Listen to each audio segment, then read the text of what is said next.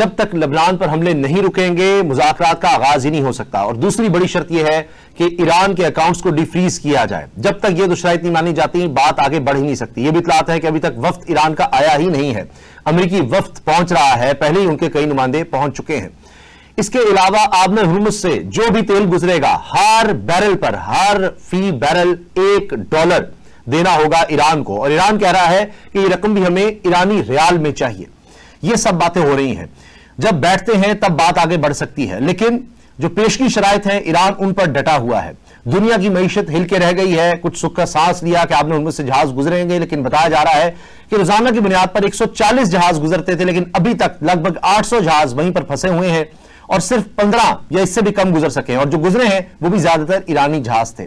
کیا بنے گا, کیا اس وقت حالات ہیں, اس سب پر ہم بات کریں گے, کیونکہ پاکستان کی معیشت بھی اور دنیا کی معیشت بھی اس وقت انہی حالات, انہی ٹاکس کے ارد گرد اس وقت نظر آ رہی ہے کہ کیا اوپر جاتی ہے یا گرتی ہے.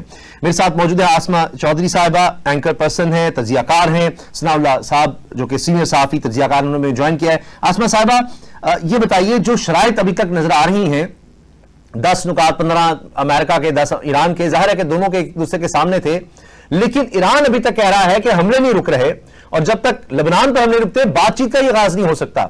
تو امریکہ ابھی تک کنونس نہیں کر سکا, یعنی شدت میں کمی ضرور آئی ہے, لیکن اب بھی اسرائیل نے حملے کیے ہیں, ایمبولینسز کو بھی نشانہ بنایا ہے, اس میں فائر بریگیڈ کو نشانہ بنایا ہے, کئی لوگ اس میں جاں بحق ہو گئے. آج ہم نے دیکھا جس طرح سے اسرائیل کی جانب سے وہاں پہ شدید بمباری کی گئی اور پوری دنیا ایک طرح سے ہل کے بھی رہ گئی, بڑی مذمتیں بھی وہاں سے آئی ہیں. لگتا کچھ ایسے ہے کہ جو ٹاکس ہونے جا رہے ہیں اسلام آباد میں, تو اسرائیل کی کچھ ایسی کوشش ہے کہ سپوائل کر دے تمام تر معاملے کو, اور کسی طرح سے ان کی جو بدنیتی ہے وہ آپ دیکھ رہے ہیں وہ سب کے سامنے آ رہی ہے. حالانکہ یہ شرط جو اس سے پہلے یہ نکات دیے گئے تھے اس میں یہ پہلے پیشگی شرط شامل تھی کہ ایک تو ایران پہ حملے بند کیے جائیں گے اور لیبنان پہ بھی جو حملے ہو رہے ہیں اسرائیل کی جانب سے وہ بھی بند کیے جائیں گے. لیکن آج آپ نے دیکھا جو ہی ٹاکس ہونے جا رہی ہیں, ان کا آغاز ہونے جا رہا ہے, کیونکہ پہلے بتایا گیا تھا 9 تاریخ سے یہ معاملہ شروع ہوگا, لیکن ایک آدھ دن کا اس میں ڈیلے ہو گیا, اور آج ہی کے دن جس طرح سے بمباری وہاں پہ ہو رہی ہے تو لگتا نہیں ہے کہ اسرائیل کی نیت ہے کہ کوئی سنجیدہ قسم کی نوعیت کے بات چیت ہو. اور اگر امریکہ دیکھیں بہت بڑی سپر پاور ہے, ہم تو یہی سنتے آتے تھے کہ جی امریکہ سے کوئی ٹکر نہیں لے سکتا, کوئی پنگا نہیں لے سکتا, لیکن ایران نے تقریباً ایک طرح سے اپنی دفاعی صلاحیت شو کی ہے.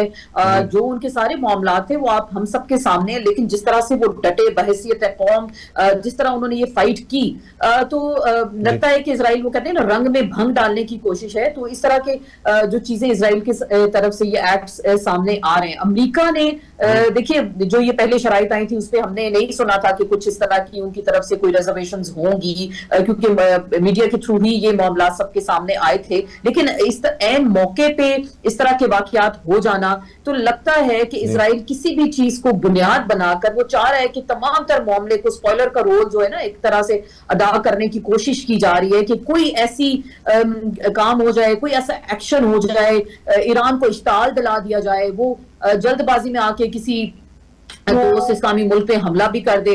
تو یہ ساری چیزیں تو ابھی ریکارڈ کا حصہ بنتی جا رہی ہیں, لیکن بنیادی بات یہی ہوگی کہ جب یہ ٹاکس شروع ہوتی ہیں تو کیا دونوں فریقین کس طرح سے باہمی رضامندی کا اظہار کریں گے, کیونکہ ابھی تک تو ہم یہی سنتے آ رہے ہیں کہ اگر ٹاکس ہوتی ہیں تو دونوں فریقین الگ بیٹھیں گے, امریکنز پہلے بات ہوگی اور پھر دن ایرانین بات کریں گے. تو یہ چیزیں بھی ہیں, تو اب دیکھنا ہے کہ نیک نیتی کتنی ہے اس میں, سنجیدگی کتنی ہے, موقع کی نزاکت کا احساس کون کرے گا. اور اگر ایران کی جانب سے یہ شرائط لگائی گئی ہیں اور بالکل میرے خیال سے بجا ہیں, دیکھیں ایک ایران پہ اگر حملہ ہے تو پوری اسلامک امہ جس طرح سے چیخ اٹھی, لیکن شاید واحد کردار پاکستان کا ہی تھا. پاکستان نے جس طریقے سے بڑے زبردست طریقے سے رول پلے کرنے کی کوشش کی ہے, باقی مسلم ممالک کو تو آپ نے ایک طرف سے دیکھ لیا. تو لبنان پہ بھی حملہ دیکھیے تو مسلم امہ پہ حملہ ہے, تو کیوں نہیں اگر ایک وقت میں یہ مذاکرات ہونے جا رہے ہیں تو یہ شرائط اگر رکھی جاتی ہے تو سنجیدگی سے اسرائیل کو دیکھیں نا لگام تو ڈالنی ہوگی, اسرائیل کو کسی نہ کسی طرح سے لگام ڈالی جائے گی تاکہ مزید اس طرح کے واقعات نہ ہوں, ورنہ تو اسرائیل تو اشتعال دلاتا رہے گا. اور دوسری جانب سے پھر اگر کوئی ایسا واقعہ ہو جاتا ہے تو پھر وہ رنگ میں بھنگ ڈالنے والی بات ثابت ہو جائے. ہاں جی, دوبارہ کہیں ہم وہی کیوس دیکھ سکتے ہیں.